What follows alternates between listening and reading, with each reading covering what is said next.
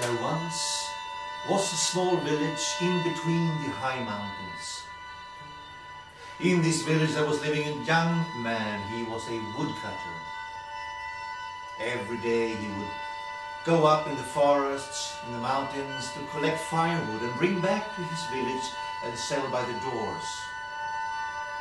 And wherever there was a young woman in the house, she would look at him through the window with longing, because he was the finest and sweetest of young men. All the girls adored him. But he wasn't interested. No, he was dreaming about a greater love. One day, he was walking up the mountain, and he walked just too far, all the way to the top of the highest mountain, where there was a lake. When he had gathered wood, he realized it was almost dark. He couldn't go home, because he would then break his legs. So he decided to stay overnight. Well, sitting there, he could overview the valleys getting darker, and the sky being covered by stars. And here came the moon. It was a full moon rising right over him.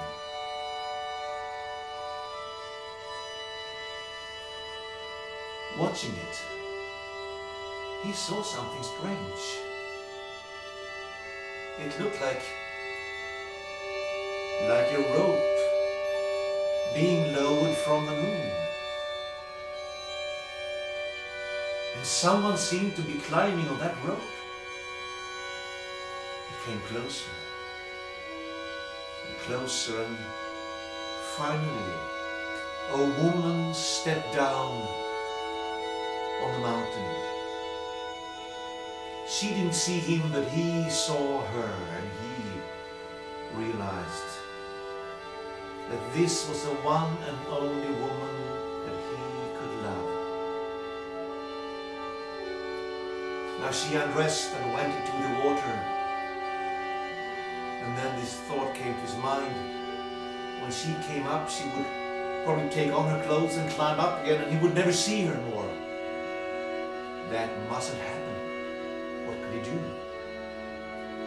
Unseen by her, he walked over and took the clothes and hid them. And then he waited. And she was swimming and coming back to the shore. And oh, when she stepped up from the water and started to search for the clothes, he stepped forward and he said, "Please, don't be afraid." And she looked up at him with no fear whatsoever, but with beginning anger in her face. "Who are you watching me when I'm swimming? What are you doing here, and where are my clothes?" "I'm so sorry. I took them. I hid them. Stupid thing to do, but you see, I saw you.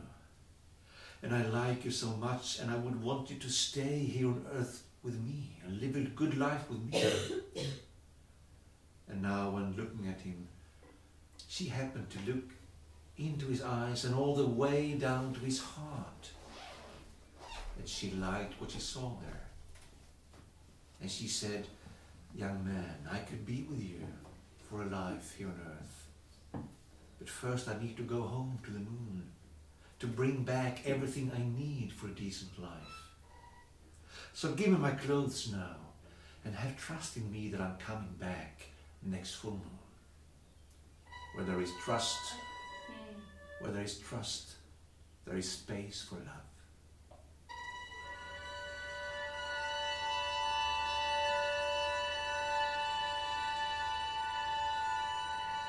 She took the clothes and she dressed, and he saw her disappearing up into the darkness, and she was gone.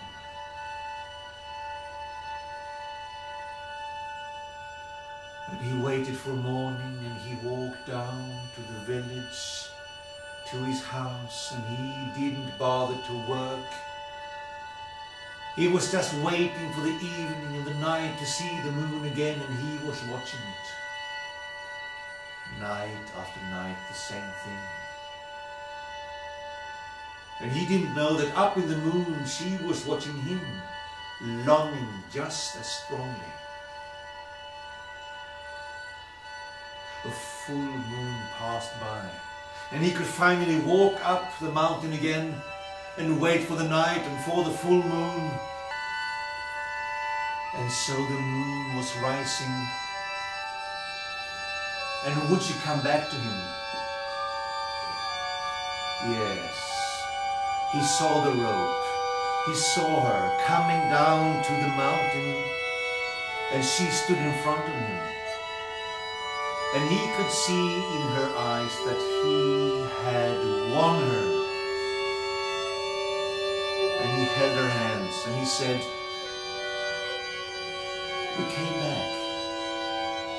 And she said, "You waited." And he said, "But where is everything you were fetching on the moon?" "Oh, here it is," she said, and showed him a little box. "This is all I need for a decent life on earth." And oh, that night on the top of the mountain. And oh, the following day when they walked down to the village and came to his house, and he showed her around. And she asked, "Where can I put my box?" And he opened a cupboard, and she put it on a shelf, and she said, "There's something you need to know about this box. It is mine. You may never ever open it, because if you would, we would lose everything." Strange words, but he had his mind on other things. He promised. And so they were married, and so a new life started.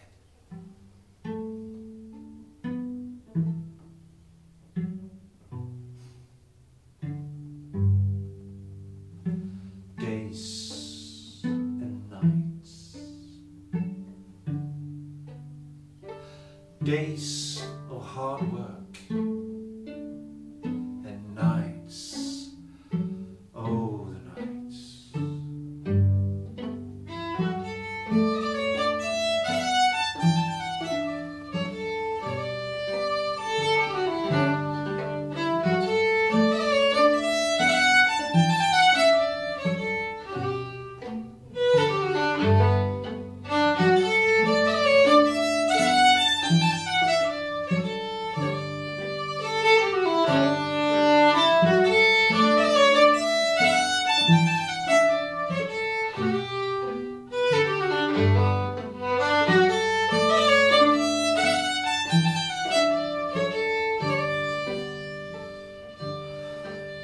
A year passed by,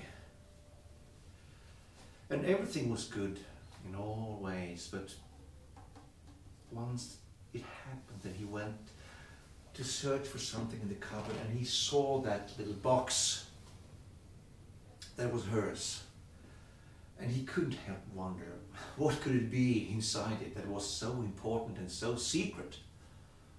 Well, never mind, he had promised. So he left the house and tried to forget about the entire thing, but, well, time passed and he was wondering every day about that box, that box, that box. Well, he was her wife. Why wouldn't he be able to know about it? It was his own house. What was the secret? Finally, he just couldn't take it anymore. Went into the house. He opened the cupboard. He took the box and he opened it.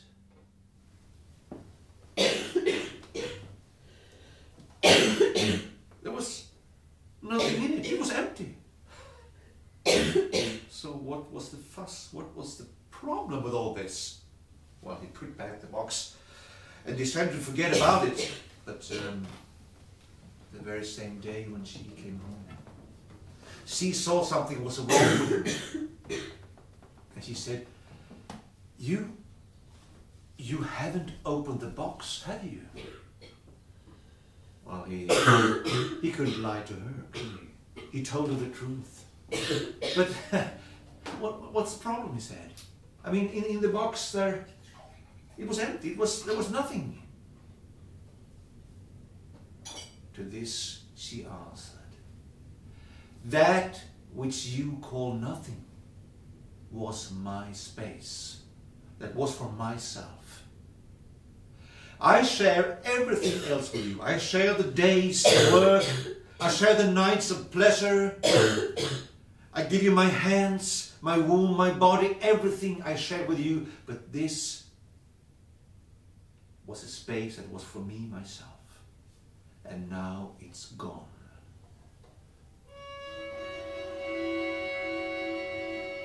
There is no more place for me here.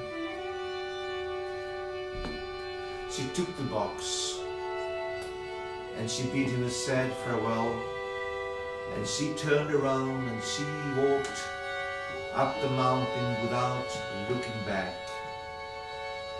And never again did they meet.